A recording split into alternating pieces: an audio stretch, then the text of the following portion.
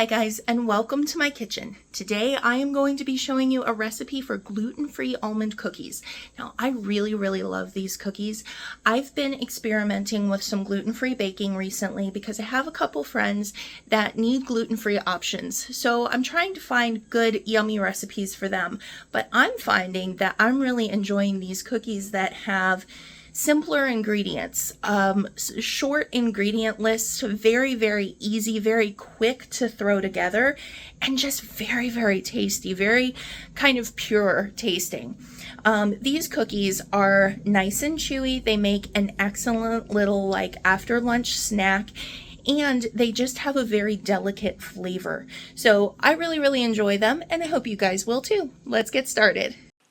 So the very first thing that we are going to do is separate some eggs here. We're only going to be using the egg whites, and we want to use 3 egg whites. So if you want to just buy a carton of egg whites, just use what would be equivalent to 3. And then what we want to do is go ahead and get our sugar in here as well. So we're going to be using 1 1/4 cups of just regular granulated sugar. And what I'm going to do after I get my sugar in my bowl is just take a fork and kind of whisk that together. Basically, it's going to go from grainy to a nice smooth, I want to say concoction for some reason, but a nice smooth mixture after the sugar has kind of dissolved a little bit into those egg whites. So you should kind of see it coming together here, how it started off kind of clumpy and grainy, and now it's a lot smoother. Now the next thing I'm going to do is add just a pinch of salt. That is just going to bring out the flavor from the almond flour. And then we're going to use 1 teaspoon of almond extract. Now you can leave the almond extract out if you don't love that flavor. I actually like it better without it, but if you want to bring that almond flavor home, 1 teaspoon will work. And then 2 teaspoons of vanilla extract here, and just go ahead and give that a little bit of a mix as well. Get all that nice and combined. And then we're going to move on to adding the star of the show, our almond flour here. Now for the almond flour, we're going to be using 3 cups. So that's a lot of almond flour to the amount of wet ingredients we have. So I'm going to start off with adding 2 cups, and I'm going to use my fork to kind of mix that, combine that here. You'll see it gets kind of lumpy and clumpy. It doesn't really seem totally cohesive, but you just want to get everything mixed in there. And then I'm going to add in my final cup of flour. Now this absorbs a lot more flour than it looks like it's going to, but for this last cup of flour, I actually like to kind of get in there with my hands and kind of like mush it, knead it together, if you will, and it's going to come together real nicely into a cohesive kind of like mound there.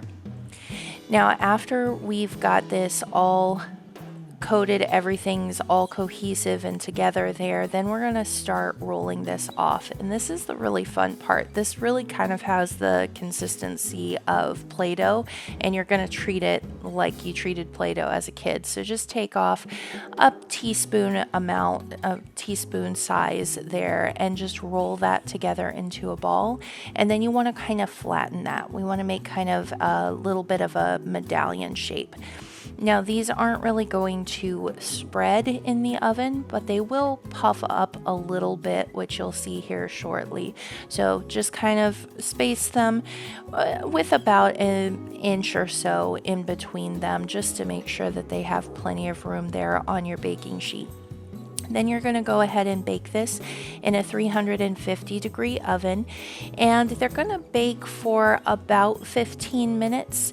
What you're looking for is not necessarily the color to change because they're going to be very light, but you will start to see that they've puffed up a little bit and they look a little bit drier. So you can see they just look a little bit drier. There's some that have just a little bit of browning on them, and they're puffed up just a bit. They don't really expand like a normal cookie, but they just puff up just a bit. I hope you guys enjoyed the recipe. As you saw, it was very simple, very easy. It takes like 10-15 minutes front to end. So simple. If you want another simple gluten-free cookie recipe, check out this recipe up here. This is going to be for gluten-free peanut butter cookies. These are my absolute favorite peanut butter cookies. So delicious, so tasty, and so simple. Bye-bye, guys.